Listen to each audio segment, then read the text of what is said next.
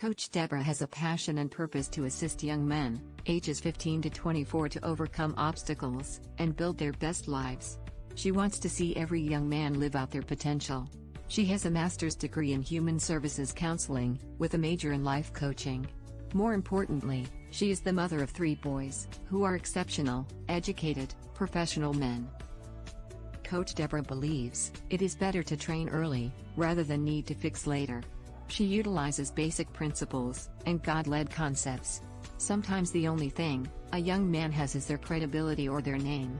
The actions they take are based on the decisions they make. Those decisions align with their choices and result in consequences. Coach Deborah can assist you if you are lost, floundering, or confused. Embrace the help and start building your best life today.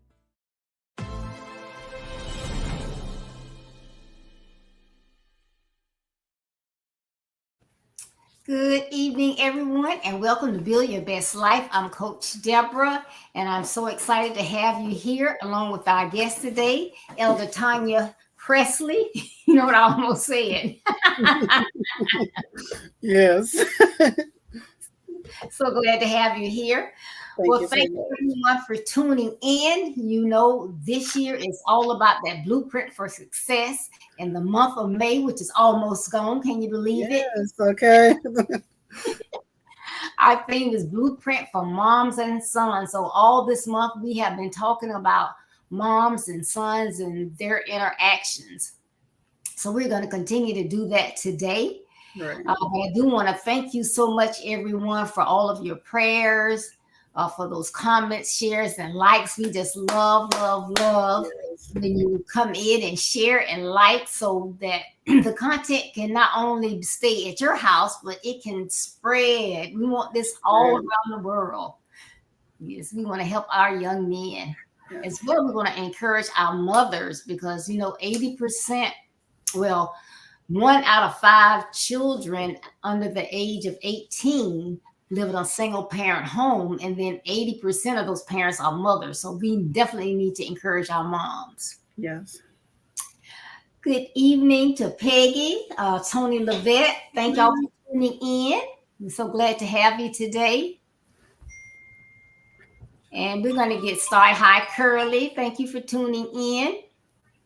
We're going to get started in a second, but first we want to have, Tanya's been on here before earlier this year, but maybe you missed her or you may not know her. So we want her to tell you about herself and about her blueprint for success.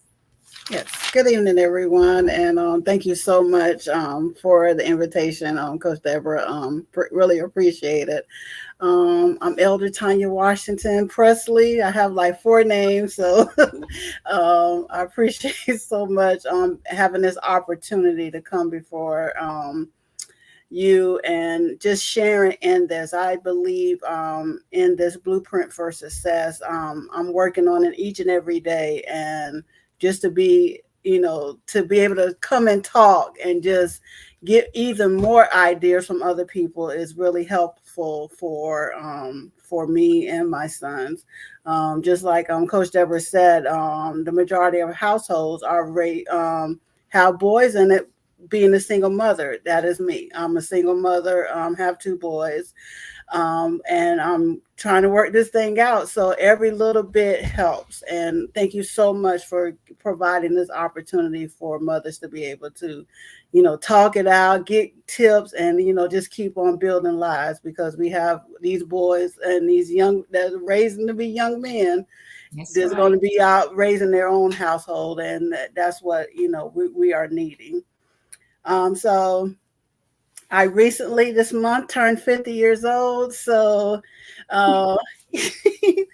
again, like I said, I have two boys, Isaiah and Jeremiah. They are in Generation X, and I'm a Generation Y. So a Generation Y raising two Generation X, 20 and 16 is not a easy task, but hey, I'm working it out. So here in Jacksonville, Florida, living in Jacksonville, Florida, I'm in college myself, along with my oldest son. So I'm gonna be completing. I got my new update fall of 25. So the end of fall, I will definitely have my AS, and then whatever God else gonna do, that's what I'm gonna do. Awesome. Yeah. So I'm excited about that. I am an associate minister at St. Paul Missionary Baptist Church here in Jacksonville, Florida, and I have been all over the church serving, done some of everything, but that's what I believe in, service. So wherever the need is, that's where Tanya is going to be. So currently I'm doing Leading the Lakes group, which is Living Extraordinary Groups, where we talk about the Bible, whatever we're tasked to do. Right now we're in John, so we're tasked to do that. So I'm leading that. And one of the leaders in the women's ministry.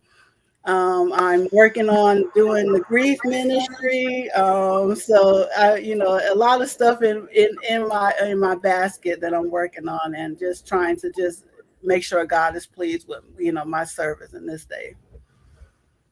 Awesome. And I will say, everywhere she serves, I'm sure that's where God has her, because she always has a smile on her face.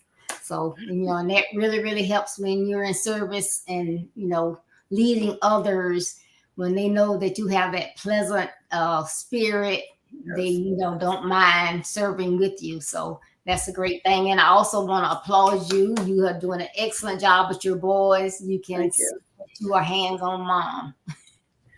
Look, I'm still trying not to be a helicopter mom while my son is in college, but because they don't want to talk to me anymore. So that's one thing I learned while Isaiah's in college, that they don't want to talk to me anymore. So I can't be a helicopter mom like I was when he was in high school. So Jeremiah gets it more now. Yeah. Hey, but that's good for them. They'll appreciate it later. Yes. Yes. So today our topic is, and I hope that you all enjoy it, but our topic is amazing versus priceless. Amazing versus priceless. For the most part, it doesn't matter if a baby is planned or unplanned. Yeah. The firstborn or that first son, when they place that baby in your arms for the first time, it is beyond amazing. I'm here to tell you, it's a living, breathing being that was created by God. You look at every millimeter of that baby. I mean, you look them from the top of their head up on their arms. You look everywhere. So if a nurse was to come in and whisk them off, whenever you encounter them for the second time, like they have mixed up babies. Yes. For whatever reason, their smell. You can know where it was a mole, a mark. Those physical attributes that they have, because that's your baby. And that birth is amazing. Just holding that little baby in your arms is just amazing.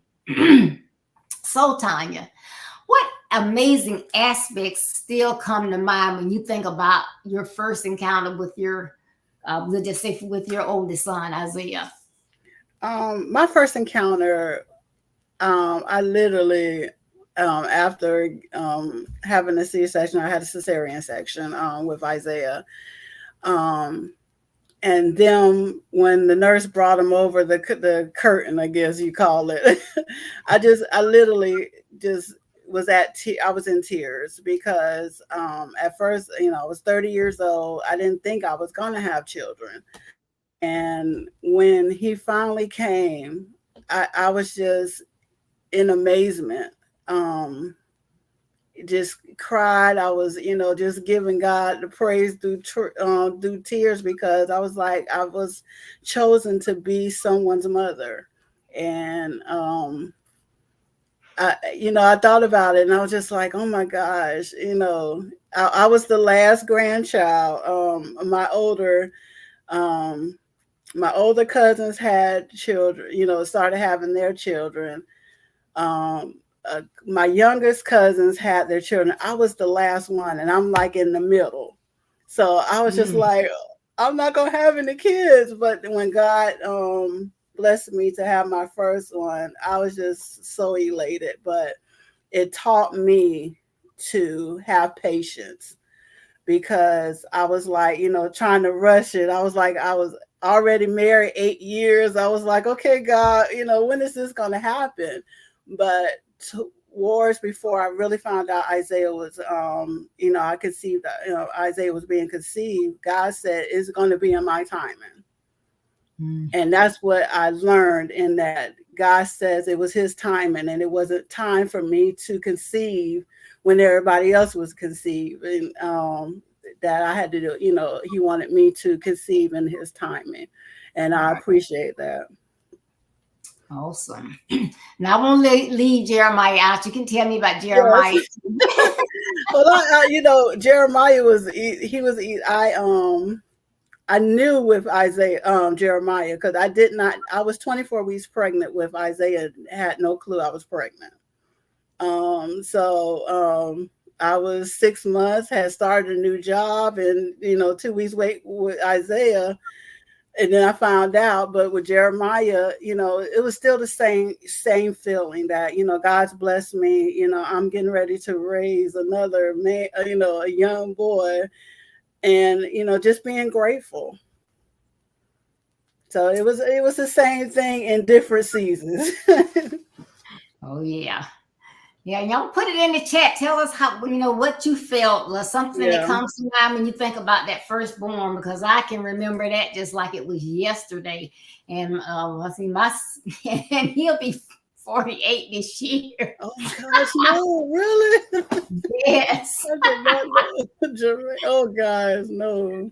Yeah, but I can remember just holding him, because of course I didn't know during that time, I didn't know if he's going to be a girl or a boy. But holding him in my arms and looking in his eyes, I got this knot in my throat, my tears in my eyes, and I was just like, "Ooh, baby, I love you so much." It was amazing.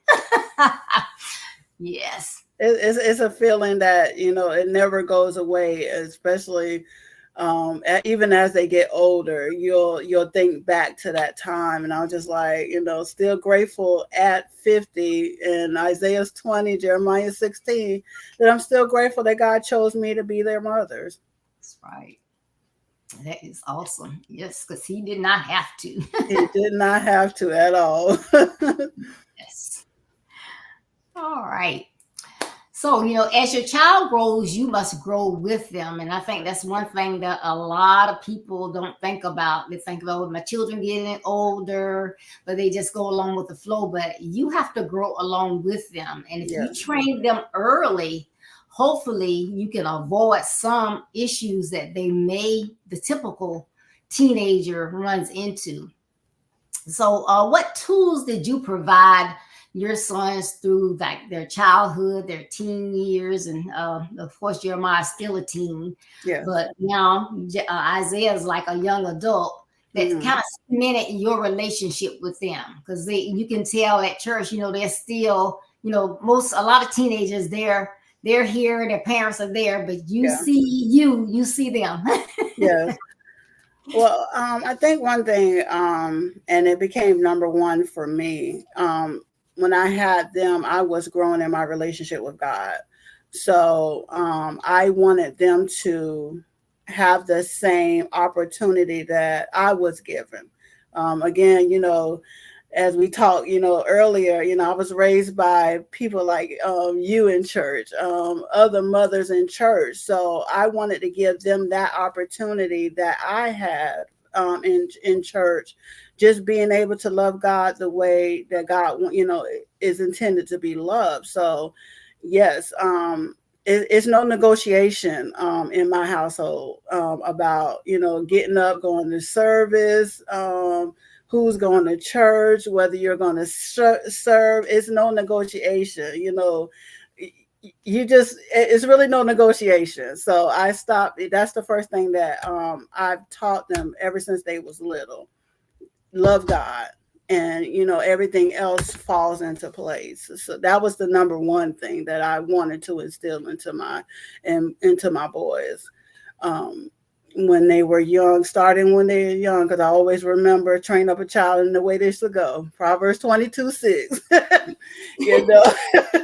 And that's what, I raised them in that mindset. And again, like I said before, I was, learning about God at a different level. And I know, they had to, but I wanted them to see mommy operate in loving God, showing that so that they'll know what to do. Awesome. Great stuff. Great stuff. All right, now I know y'all enjoyed holding them little babies in your arms. I don't see any comments. I want to know how you felt.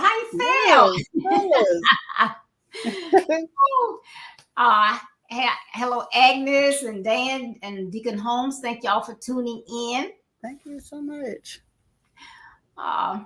So, having a strong, loving, open relationship with an adult son is a treasure beyond measure. Yes. You see so many.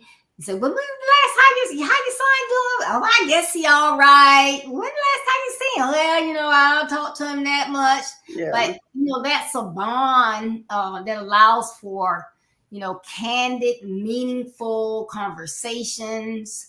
And nothing is off limits. You should be able to talk with your adult sons, adult daughters, because you don't have to have that. I know a lot of people say, "Well, that's my best friend." Yeah. Well, no, we're not best friends. We're not down like that, but we can talk. So, if you got that great relationship as you go through the years, then when they get on a crisis or something, they know they have someone that they can come talk to.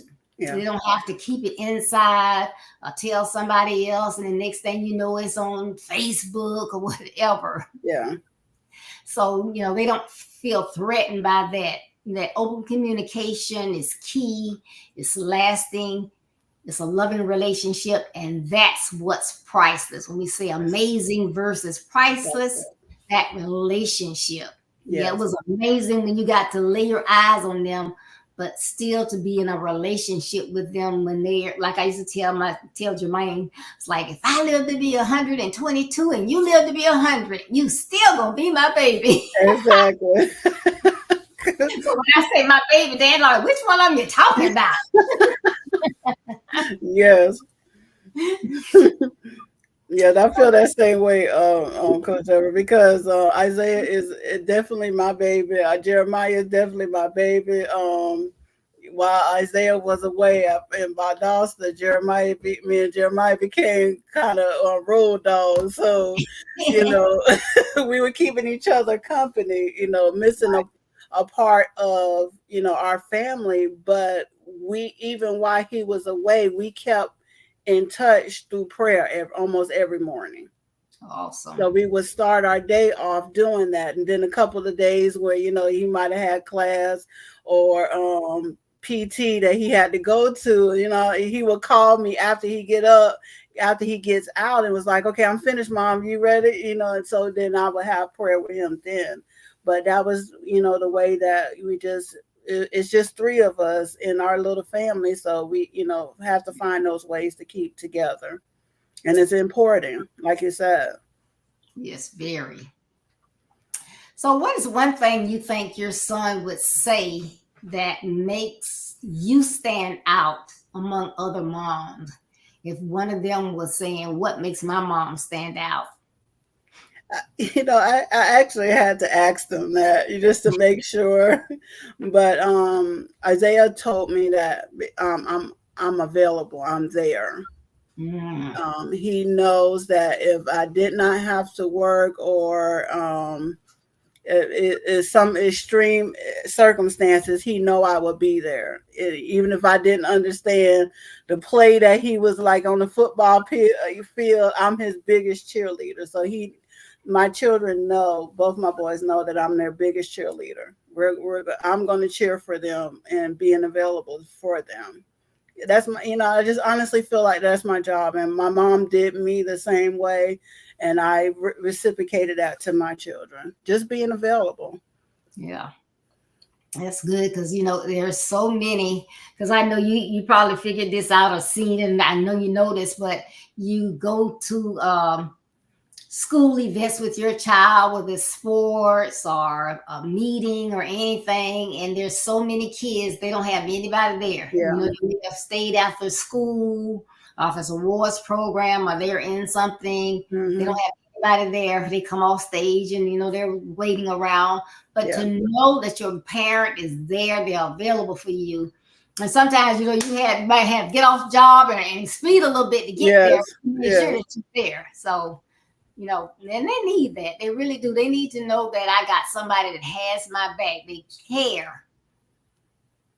Because, like you say, it's 3 of y'all. So what if mama didn't care? What if mama wasn't there? Yeah, and it would put a strain on them. I would honestly realize that because their father passed when they were young.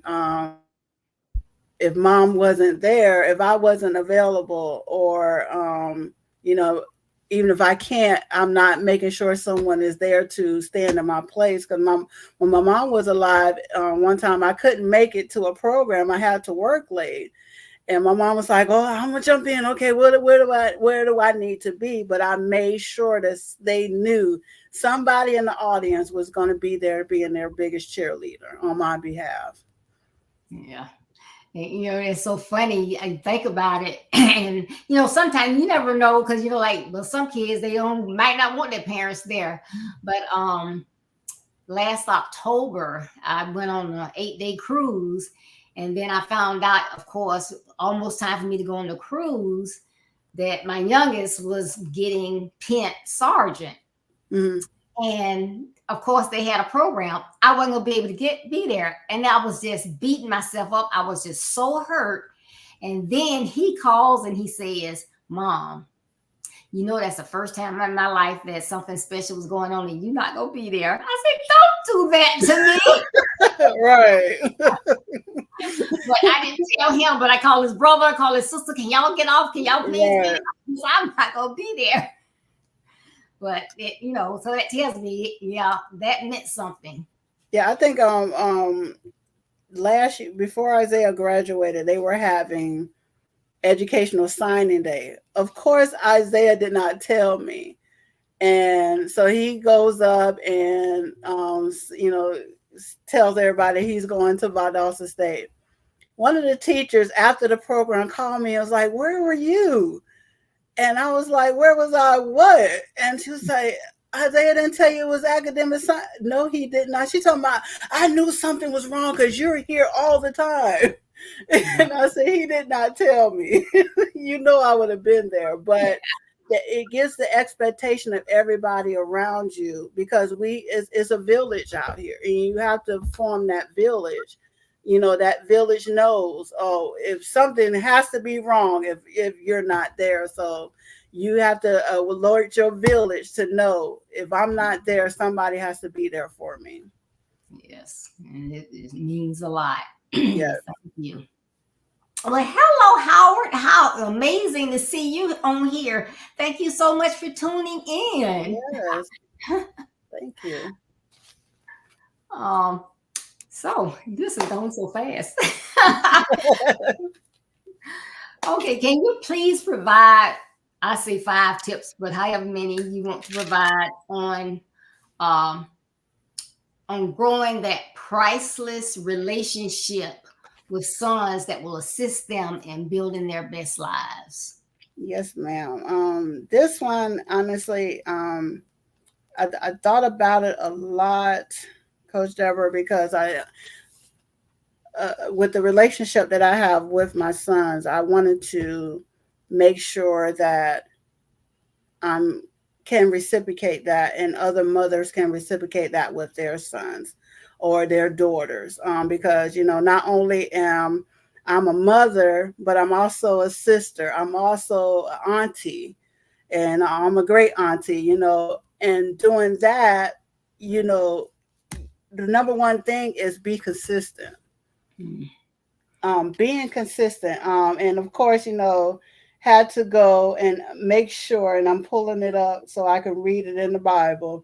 Hebrews 13:8 in the Good News Version says, Jesus Christ, the same yesterday and today and forever. Mm. Being consistent is you being the same everything, so everybody understands like you said, like we were saying before, being available. If I'm there at almost every parent meeting, IEP meeting, open house, as much as I'm can be tired, but I'm there. Teachers Right. expect that, the village expect that, and everybody expect that. So if there's one off, somebody knows that something ain't right. All So right. then they jump in and say, okay, this mother is always consistent. What happened? Mm-hmm. And then you get the calls because your village understands that you being consistent. So then they'll be like, okay, something ain't right. So if I ever was to come to or the boys ever come to church by themselves and I'm not somewhere around, somebody in the church is going to be like, where is your mother? Right. And that's being consistent. We show up together, we lead together, if he's here. But being consistent is number one. And Jesus taught us that same thing. He's the same today, forevermore. Today and forevermore. So if Jesus can be consistent, I honestly believe that we can be consistent too. Yes. Awesome. So that was the number one thing, being consistent. I practiced that, regardless of the things that my mom could or could not provide. She was consistent with teaching us how to be ladies, teaching us how to clean the house. Did we do it the same way Abigail did it? No, not at all. Did not. She had to get on me, but she was very consistent in showing us the things that we needed to do to run the household. And that's what I have to constantly remind myself, because my sons are going to be head of households. That's So right. I can't cut them off and not be consistent, because then they're not going to know how to run their households. That's right. So consistency right now is the biggest thing. And am I still, are we still working through it? Of course. Um, it, but 16 and 20, I still have to work on being consistent. But training them how to be consistent is what we're constantly working on. I even have to be consistent with myself. So Yep. teaching them, showing them, and then they'll know how to do it. Awesome. Awesome. So yeah, that was the number one for me. I could say so much about being consistent. It could take almost the whole session, but that's what even in doing the things that I do for God, I want to be consistent, because Right. I just want people to know that I'm a consistent presence. I'm gonna show up. If I don't show up with a smile on my face, someone knows something is not right with me. If I don't show Right. up with a pleasant demeanor, someone knows that something's wrong with me. And I've had that at work. I come and I'm not feeling good and I don't smile. They go, okay, somebody's pulling me aside. What's going on? And I'm like, I'm not feeling 100%. Oh, we know, because you ain't coming in here smiling, getting everybody together.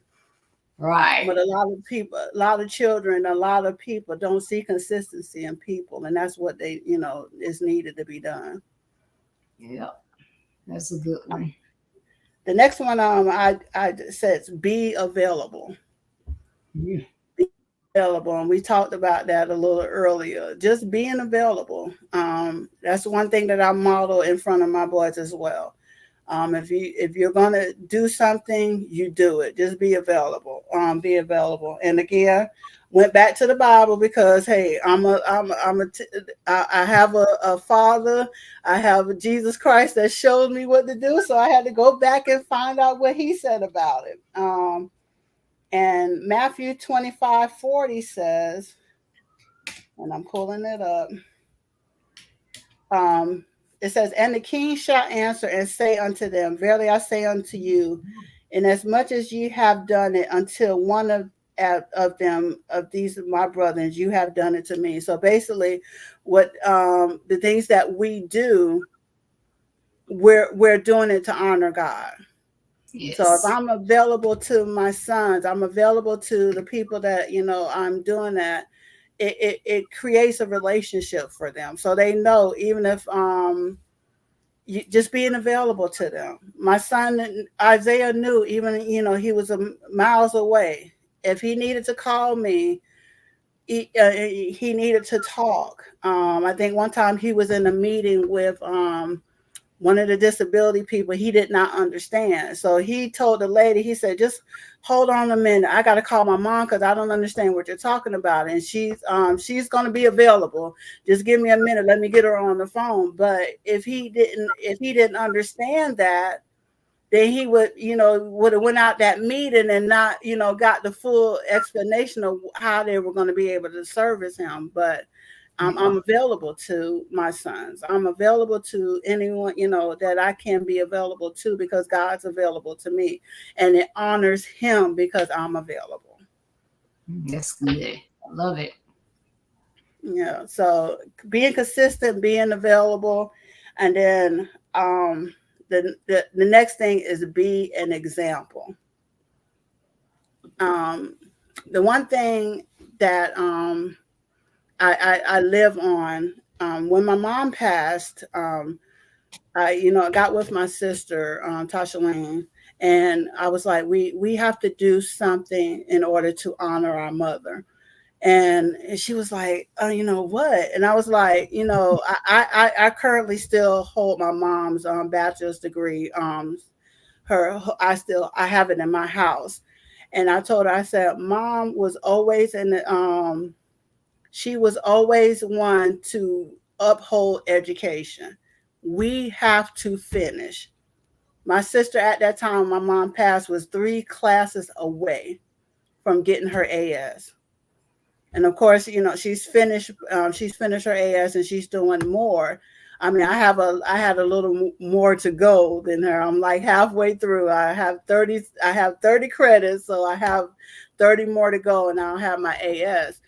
But being an example to your sons, if and I showed Isaiah when he went to college. I was like, this is how, sometimes you're gonna have to pull an all-nighter to make sure you get your homework done, or you doing this. I be an example and showing them how to serve in church, how to do this, so we can be an example of showing them the latest dance moves, singing the latest song, doing all these things. We can be an example to our sons on the positive things in life that's going to help them. Because remember, although they're going to be our babies for the rest of their lives, they're going to be fathers one day. Yes. They're going to be raising their own household. So if we cup them to not be able to fly their wings, then we're doing them a disservice. And that's one thing that I had to learn. So I have to be an example to show them this is how be ahead of your household. And then because I'm not a man, I show both of my sons, the men in church or men that I trust, go to them and ask them, what does it mean, how to be a man of a household? And, and I'll go to the men and be like, look, this is what's going on. Isaiah may come to you, help him. And, they're more than willing. Right. They're more than willing because they understand, that's what, in order for them to be the men that they need to be, that they're going to be there for them. So being Right. consistent, being available, being an example.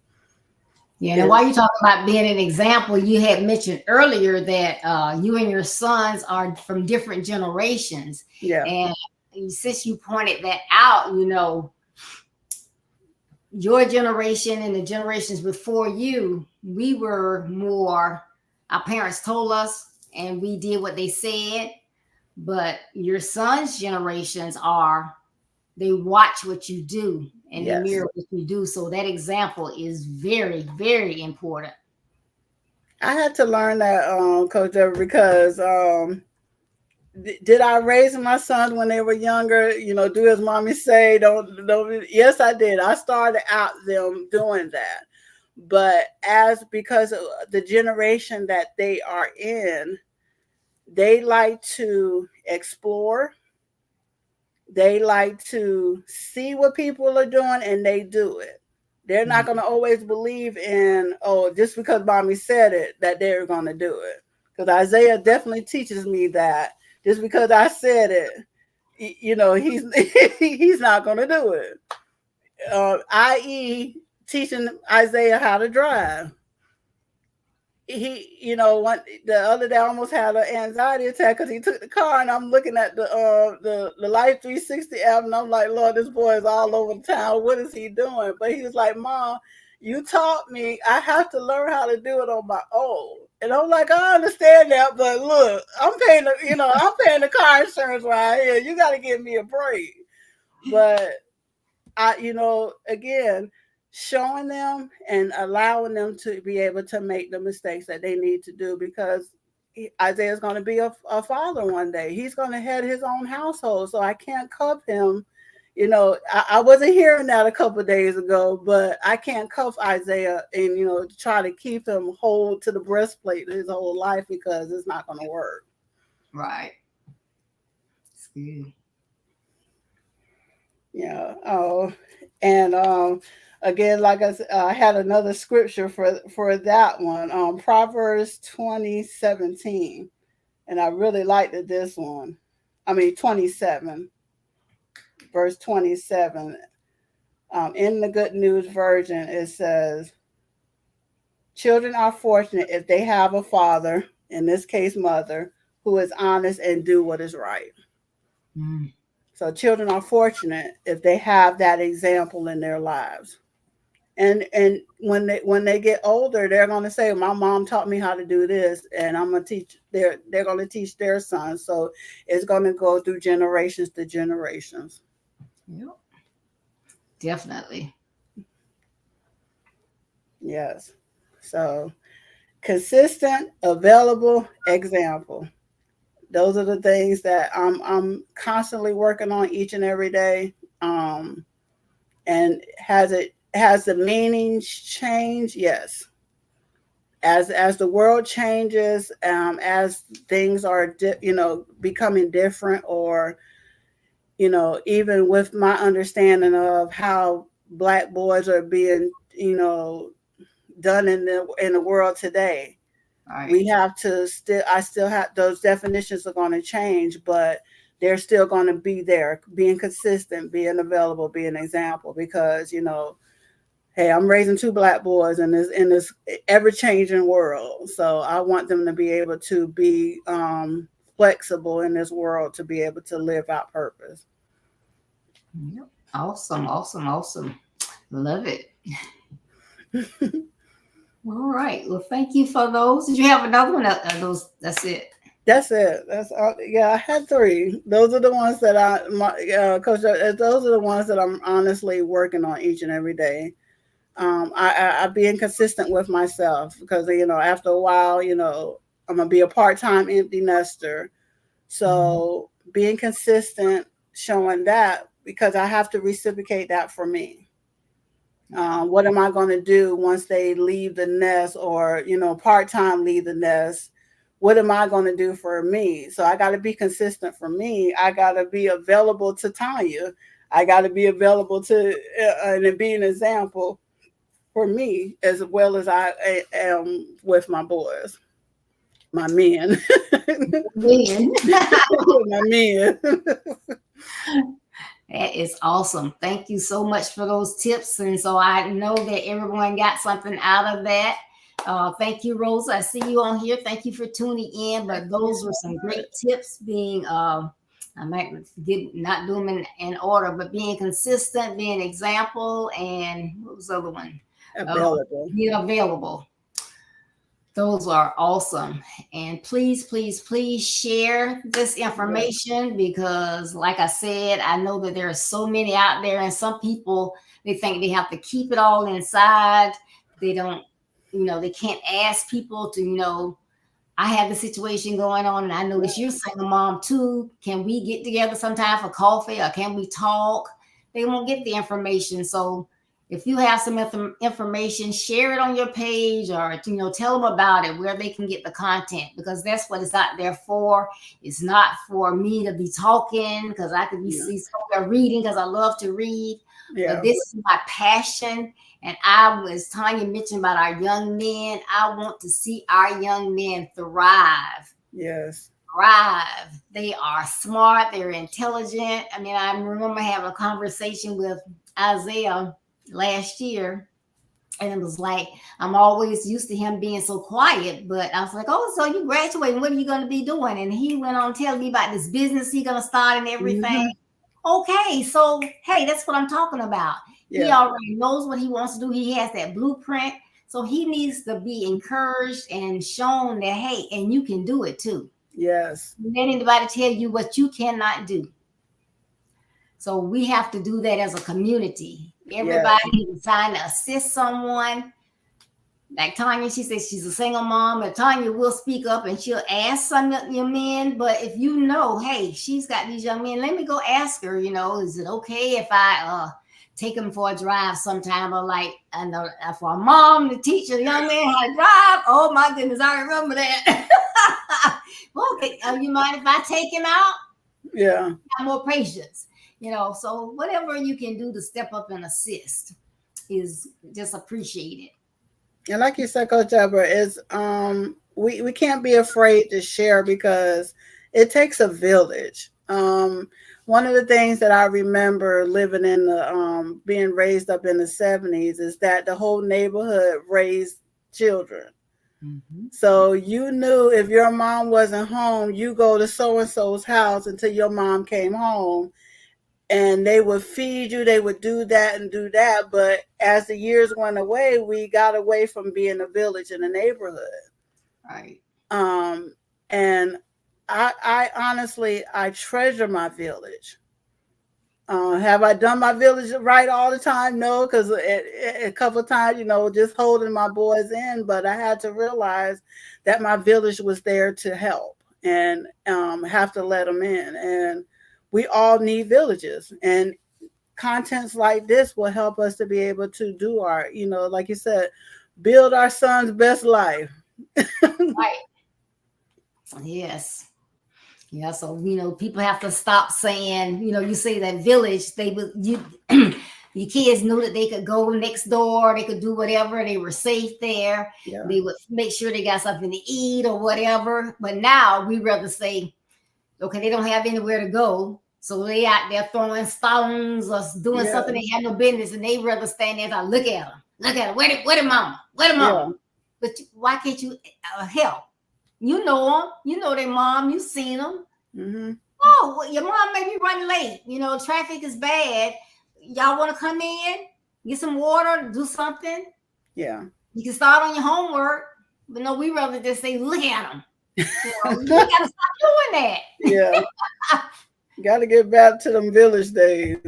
Yes. And I appreciate, because I've been honest ever since you brought the blueprint up, it's honestly made me start really thinking and solidifying on the things that I need to revamp for my own family. Because I had to revamp some stuff for Isaiah. I had to revamp some stuff for Jeremiah.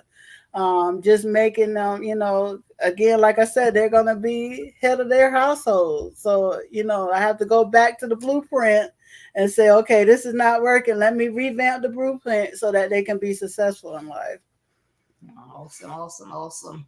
Hello, Brenda. Thanks for tuning in. Yes, it is amazing. So we're at the end of the broadcast. If you just tuned in, please go back and watch the rerun on YouTube or Facebook, because this was a great session. I love it, love it, love it. And things happen, and God knows who to put in the right spaces. This was amazing today. Thank you so much, Tanya. Thank you, Coach Deborah. And I am excited again because not next week, in 2 weeks, our Men and Boys Conference starts. It starts June the 10th, runs through the 13th. Awesome. We have 4 exciting men coming on this year. I think all of them are different this year. We have Mr. K1 Gibson, Guy Marino from Huntsville, Alabama. We have Pastor Basil Johnson from Nassau, Bahama, as well as Nathaniel Butler from Bahamas. And so I think it's going to be exciting. It is the blueprint for training young men, teaching our young men. So I cannot wait. But before then, if you join us on Thursday for Thursday Live with Coach Deborah, my topic is going to be that lifetime connection. And that's the end of May. And so it's pulling all this stuff we've talked about mothers and sons, it's putting it all together. So I'm excited about that topic. And again, we talk about the blueprint, but we're also declaring Jeremiah 29:11 over your lives this year, because God knows the plans that he has for you, and he wants you to have what? Put it in the chat. Put it in the chat. Yes, Brenda. Brenda says village days are needed. Yes, yes, yes. We were talking about that the other day. We need our village days. So y'all put it in the chat. Put it in the chat. I don't see it in the chat. But we know that God wants you to have prosperity, not despair. He doesn't want you to have despair. He wants you to have prosperity, as well as the future that you hope for. Yes. So you have to design that blueprint based on the plans that God is giving you. Then you got to put in the work. It's not going to fall in your lap. You got to put in the work. And put in the work. You got to put in the work. So you're laughing, but it's so funny. But so many people think, oh yeah, God wants it for me. I have faith. He's gonna give it to me. But you just sitting. Well, what you doing these days? Oh, nothing. You working? No. God got prosperity. Yeah, he do, but he wants you to do something. You gotta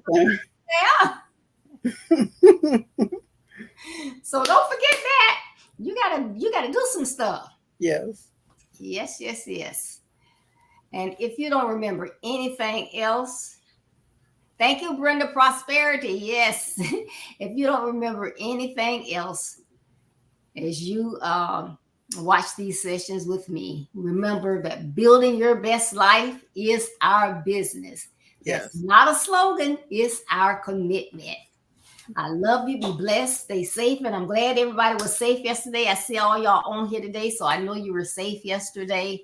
So thank you so much. I look forward to seeing you on Thursday. And again, Tanya, thank you so very, very much. Thank you so much for having me. All righty. Bye-bye. See y'all on Thursday.